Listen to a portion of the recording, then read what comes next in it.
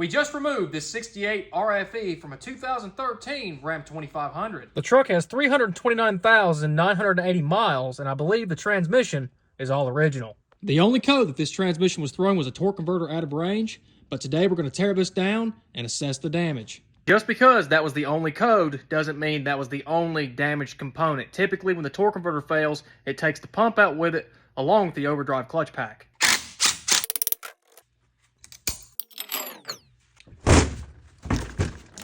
Transmission fluid should be red, and as you can see here, this is starting to turn a brown color. When the torque converter fails, it generates a lot of heat, and as you guys know, heat is the #1 killer of a transmission.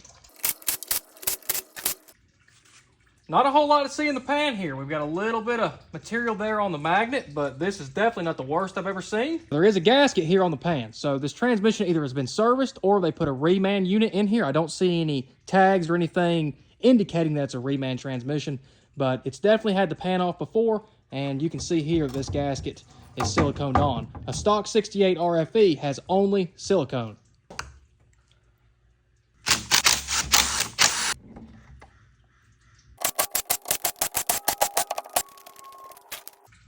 Your channel plate, there's no valves in this or anything like that. This is just a cover. A 68 RFE from factory does not have any valve body gaskets.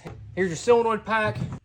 Usually a stock from factory 68 RFE has a gray plug here. The aftermarket solenoid packs have a white plug.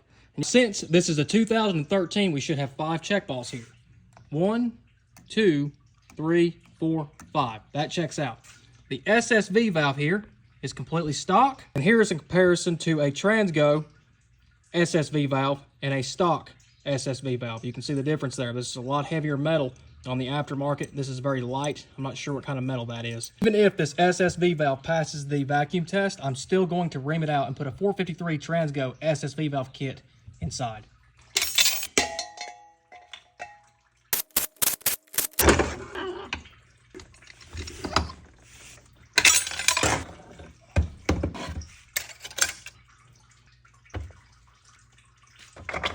Two-C clutch here. Doesn't look too terrible.